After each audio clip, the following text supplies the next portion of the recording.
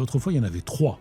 Là, aujourd'hui, il y en a une, c'est celle de Madame Lagarde. Non, ce billet est le billet le plus sécurisé du monde. L'Eurosystème, la BCE, la Banque de France l'ont voulu ainsi à la création de l'euro. Le dollar à côté, c'est un papier toilette, quoi. Le dollar est un papier toilette largement contrefait. Donc, c'est un billet qui est très sécurisé. Et c'est une dette de leur côté. C'est donc une dette. Et pour nous, c'est une créance. C'est une créance symbolique. Le meilleur moyen de faire tomber le système, c'est simplement d'aller au guichet et de Bien demander ses liquidités. La banque n'a évidemment pas en caisse l'argent parce qu'elle l'a prêté, l'argent a circulé, il n'est pas là. Aujourd'hui, c'est très compliqué de sortir son argent là, pour ces raisons-là, pour éviter les bank runs, justement. Et s'il n'y a plus d'argent liquide, on est prisonnier de la banque, en fait. On ne pourra jamais le sortir. Bien sûr, bien sûr. Maxime, merci d'être là. Vous êtes un ancien directeur régional de la Banque de France et on veut discuter avec vous de la monnaie. C'est un sujet qui passionne les Français. Ça a été la passion de ma vie, la monnaie. Magnifique. Alors je crois que vous avez un petit objet à nous montrer. C'est passionnant, vous en avez parlé tout à l'heure. Un billet de banque. Un billet de banque. Alors un billet de banque a quelque chose qu'on n'a jamais... En tout cas, moi, je n'ai pas fait attention et c'est vraiment étonnant. C'est que sur un billet de banque, expliquez-nous, il y a une signature. Oui, enfin, le fait qu'il y ait une signature, c'est pas nouveau, cher Gaspard. Enfin, autrefois, il y en avait 3. Là, aujourd'hui, il y en a une, c'est celle de Madame Lagarde. Non, ce billet est le billet le plus sécurisé du monde. L'Eurosystème, la BCE, la Banque de France l'ont voulu ainsi à la création de l'euro. Et de fait, c'est quelque chose que personne ne sait, la monnaie fiduciaire est en volume presque aussi importante que le dollar aujourd'hui, parce que ce billet étant très sécurisé, alors je ne vais pas... Très sécurisé, c'est-à-dire qu'il y a beaucoup par exemple, de... Bon, il faudrait que les auditeurs puissent... On l'affichera, vous en faites pas. C'est-à-dire, il faudrait que je me rapproche de vous, peut-être. Mais vous en faites pas, on le montrera, on trouvera une manière de le faire, mais expliquez-nous ce qu'on doit regarder. Si vous inclinez cette bande argentée, vous allez voir d'abord la princesse Europa, qui est une princesse grecque, mais vous allez voir apparaître toutes les figures qui sont là, avec 50 euros, avec les monuments. Et vous allez les voir apparaître en inclinant comme ça. Donc ça, c'est quand même très, très sophistiqué. Pour ceux qui ont eu des dollars en main, le dollar à côté, c'est un papier toilette, quoi. Le dollar est un papier toilette largement contrefait. Donc c'est un billet qui est très sécurisé. Et le résultat, c'est qu'il fait l'objet, il y a un euro offshore qui est un euro thésaurisé. C'est quoi l'euro offshore ? C'est un euro qui circule à l'extérieur de la zone euro. D'accord, mais alors pas en billet de banque pour le coup. Si, justement. En billet de banque également. Oui, qui est thésaurisé, qui ressemble à celui que vous avez dans les mains. Qui est tout à fait le même, oui, bien sûr. Alors cette signature, c'est... Par parenthèse, ce billet n'est pas fait en France, mais les billets de 10 et 20 euros sont fabriqués à Clermont-Ferrand. D'accord. Et alors cette signature, parlez-nous-en un petit peu. C'est la signature de Madame Lagarde. Donc présidente de la BCE. Présidente de la BCE. Mais si on a des billets un peu plus anciens, j'imagine que c'est d'autres signatures qu'on a. Alors, oui, bien sûr. Il y a Jean-Claude Trichet. Mais dans l'histoire de la fiducie, c'est-à-dire dans l'histoire du billet de banque, il y avait 3 signatures. À la Banque de France, dans l'histoire, vous avez le film La Bojarski en ce moment, qui est extraordinaire, avec le 100 francs Bonaparte. Vous aviez 3 signatures, le gouverneur, le caissier général, le contrôleur général. Et j'avais fait observer à Christian Noyer que ma boulangère dans l'Aveyron avait fait remarquer que le nombre de signatures avait diminué. Elle était très observatrice. Et il m'avait dit, mais votre boulangère a raison. En réalité, c'est pour des raisons de coût, on a pris des décisions, il n'y a qu'une signature.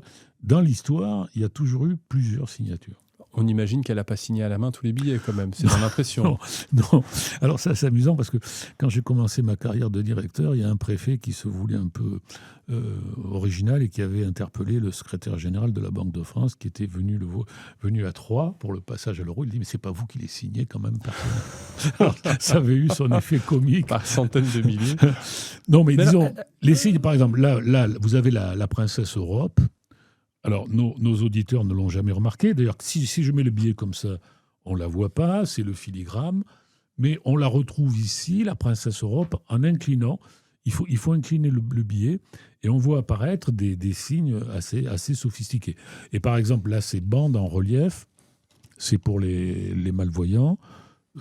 c'est du relief, il faut le faire, quoi. Ah oui, c'est un bel objet à imprimer. Mais alors, expliquez l'origine de cette signature. Pourquoi on signe un billet Alors, la signature est un élément d'authentification, mais c'est aussi symboliquement la reconnaissance que c'est une créance sur la BCE. Donc c'est une créance, en fait. Alors, c'est une créance. On croit qu'on a un billet, qu'on a de l'argent en poche. En fait, on a une créance dans la poche. Oui, alors autrefois, vous le savez, c'était échangeable en or. Donc, d'où la signature. Ah, c'est ça, c'est-à-dire qu'on pouvait... on pouvait échanger en or, mais il y a très longtemps. C'était quand, il y a très longtemps? Alors, le système de Bretton Woods jusqu'en 1971... était convertible en or, mais c'était les gros montants. Oui, on ne pouvait pas non plus en 65, avec ses francs, aller à la Banque de France et demander son équivalent en or. Non, mais j'ai plus en tête, mais c'était à la belle époque. D'accord. Mais donc c'était ça l'idée originale. C'était un billet qui représentait une certaine quantité d'or que nous devait celui qui avait émis le billet. Mais on peut le dire financièrement, c'est-à-dire que ces billets sont inscrits au passif de la Banque de France, de la BCE. C'est une dette de leur côté. C'est donc une dette. Et pour nous, c'est une créance. C'est une créance symbolique. Bien sûr, bien sûr. Mais demain, et nous ferons une émission là-dessus avec mon ami Éric Lacourège, directeur général de la Banque de France. Demain, si le Parlement européen le vote au mois de mai, il y aura un euro électronique de banque centrale. Ce qui veut dire que nous aurons de la monnaie électronique sur le bilan de la Banque centrale européenne, ou de la Banque de France d'ailleurs. On aura de l'argent directement sur le... Parce qu'aujourd'hui, l'argent électronique qu'on a, il est dans les banques classiques. Bien sûr, bien sûr. Ah oui, donc c'est pour ça que les banques classiques sont très défavorables à l'euro numérique. Là, vous rentrez tout de suite dans la polémique. Prenons un peu le temps de bien la préparer. Non, Madame Lagarde tient absolument à cette réforme pour des raisons d'indépendance de la zone euro vis-à-vis des stablecoins et surtout vis-à-vis de certaines cartes de crédit américaines. Donc c'est en fait le jeu de compétition monétaire entre l'Europe et les États-Unis. C'est-à-dire, en quoi ça aiderait l'Europe d'avoir un euro numérique? Parce que, disons-le, on a vraiment peur d'être tracé, de se dire l'euro que je donne à Maxime, il va là, et on sait exactement le chemin qu'il a fait de ma poche. On demandera à Éric Lacourège de nous l'expliquer, mais il y a des arguments très, très forts qui fait que nous sommes actuellement très dépendants des États-Unis. Bon, alors ensuite... Sur les cartes, c'est ça, les cartes de paiement, etc., le système Visa, le système Mastercard... Oui, et puis aussi le fait que la monnaie électronique hors banque centrale, hors système bancaire, est dominée par les stablecoins, qui sont des fonnaies du dollar. Donc il y a tous ces aspects. Alors ça, c'est les aspects stratégiques. Après, il y a les aspects pratiques. En réalité, tout le monde est contre. Enfin, je caricature un peu... Tout le monde est contre l'euro numérique. Oui, enfin je caricature, mais les banques sont contre parce qu'elles ont peur de perdre des ressources. Elles ont peur qu'on sorte nos euros des banques. Parce qu'en même temps, ça s'entend. Une banque, c'est une entité privée, il peut lui arriver des bricoles, alors que la BCE, elle est un petit peu plus stable quand même. Oui, enfin, on peut dire ça comme ça, mais disons, on ne sait pas. Alors, il faudra qu'il y ait des contingentements des quantités disponibles pour qu'il n'y ait pas une perte de ressources. Il y a aussi de l'autre côté une volonté de se débarrasser du billet de banque. Et là, on trouve le fisc français, on trouve l'État français. On est d'accord. Donc ça, on trouve aussi les banques. Parce éviter les paiements en cash, éviter qu'on ne déclare pas bien sûr. Le paiement de son addition pour le restaurateur, etc. Donc, il y a tout ça qui joue. Et il y a Big Brother qui plane au-dessus avec le risque, effectivement, d'avoir des paiements dématérialisés qui ne permettront plus l'anonymat du billet de banque. Parce que vous l'avez connu en 2008. Est-ce qu'il y a eu un bank run? Parce que on parle de faire la révolution en France, etc., mais le meilleur moyen de faire tomber le système, c'est simplement d'aller au guichet et de demander ses liquidités. La banque n'a évidemment pas en caisse l'argent parce qu'elle l'a prêté. L'argent a circulé, il n'est pas là. Donc si tout le monde le fait au même moment, la banque s'effondre, tout simplement. Elle ne peut pas répondre aux demandes. Vous avez connu en tant que... dirigeant à la Banque de France, ce genre de moment de stress où des Français auraient voulu sortir leur argent? Nous n'avons pas eu officiellement de bank run en France. Officiellement, mais comme je ne suis plus tenu par obligation de réserve. Je peux vous dire qu'en 2008, j'étais à Caen, en Normandie. Il y a eu des très fortes sorties de billets de banque. Très fortes sorties en 2008, pendant la crise des subprimes. Oui, mais en réalité, ça a cessé très vite. Parce que le G20, l'Union européenne, et les banques centrales ont très vite apporté des réponses, j'allais dire, un peu sur l'instigation de Nouriel Roubini, grand économiste qui a vu tout de suite que le système risquait de s'effondrer.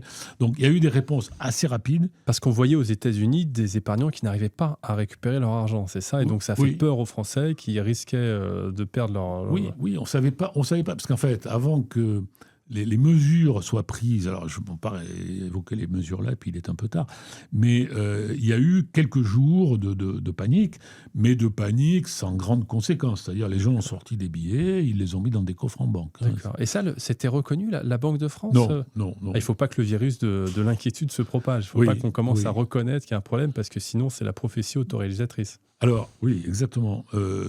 Donc aujourd'hui, pour sortir des sommes en billets de banque, c'est très très lourd. C'est-à-dire qu'il y a beaucoup de papiers à remplir, il y a beaucoup de signatures à donner, et on fait tout pour vous dissuader. Aujourd'hui, c'est très compliqué de sortir son argent là, pour ces raisons-là, pour éviter les bank runs, justement. J'interromps la vidéo 1 minute pour vous parler de notre guide bourse. Il est actuellement en kiosque. Des premiers pas au premier million, comment investir en bourse. J'en profite aussi pour vous dire qu'il y a des liens cliquables dans la description de cette vidéo pour pouvoir vous abonner à nos revues. À très bientôt. Merci beaucoup. Oui, c'est ça. Et s'il n'y a plus d'argent liquide, on est prisonnier de la banque, en fait. On ne pourra jamais le sortir. Bien sûr. Mais dans les analyses que nous ferons dans les mois qui viennent, il faut bien distinguer entre une crise sur la dette et une crise bancaire. Ce n'est pas la même chose. Ça peut. Et vous-même, en tant qu'économiste, professeur, ancien membre de la Banque de France, vous trouvez qu'il y avait un risque réaliste? Ça vous est déjà arrivé de récupérer de l'argent de votre compte bancaire, inquiet pour vos économies, pour votre famille, etc. Je ne veux pas faire trop de confidences sur moi. Ça restera dans... disons qu'en 2012, avant que Mario Draghi ne lance la fameuse phrase « Believe me, whatever it takes, we'll do all for saving the euro », on a eu un moment d'inquiétude quand même. Il faudrait voir tout ça sous forme de graphique, c'est ce que je fais avec mes étudiants. On ne peut pas enseigner l'économie en faisant du blabla, il faut voir les courbes. On a eu un moment où les taux, où les spreads étaient à des niveaux extraordinaires. Donc là, vous auriez été un épargnant grec, vous auriez sorti votre argent des banques grecques. Oui, mais l'euro était en train d'éclater. C'est-à-dire que l'euro avait le risque d'entraîner dans sa chute... Voilà. Les autres économies. C'est-à-dire que les spreads, la France a eu un spread de 130 points de base. Ce n'était pas énorme, mais l'Italie, l'Espagne étaient à 200, 400 points de base. La Grèce était à plusieurs 600, 700, 800. Bon. Et donc, Mario Draghi a dit, nous achèterons sans limite des titres de dette. Il a rassuré le marché. Il a rassuré et surtout, il leur a fait peur. Parce qu'en fait... À l'époque, on pouvait spéculer et vendre de la dette à terme. Ce qu'il leur a dit, c'est nous faites pas chier, parce que si vous le faites, on va vous infliger des pertes. Donc, il a eu une parole très... C'est-à-dire des pertes, je ne sais pas si je comprends. Des pertes, c'est-à-dire que les marchés spéculent contre la dette qui est attaquée et ils la vendent à terme. Et donc, en déclarant qu'il la soutiendrait sans limite, en fait, il a cassé, si vous voulez... Les vendeurs à découvert qui espéraient gagner avec la chute de la valeur des titres obligataires. C'est extraordinaire parce que c'est comme l'arme nucléaire. Je ne sais pas si l'arme nucléaire est efficace aujourd'hui. Mais le nucléaire monétaire, c'était Mario Draghi. Oui, parce qu'en fait, c'était « nous interviendrons sans limite ». Quoi qu'il en coûte. Quoi qu'il en coûte. Sauf qu'il y a une partie de la phrase qu'on a oubliée, c'est à condition que le pays respecte les règles européennes. Ça veut dire que si l'intervention... Alors, en réalité, il a dépensé 0 €, 0 centimes d'euros. The wording... bien sûr, la simple pouvoir de la parole performateur a pu protéger. Exactement. Donc là, il y avait un sujet d'inquiétude. Mais cette inquiétude va... Mais disons que s'il avait dû intervenir... il y aurait eu un plan. Il y aurait eu des plans. Passionnant. Bon, merci Maxime.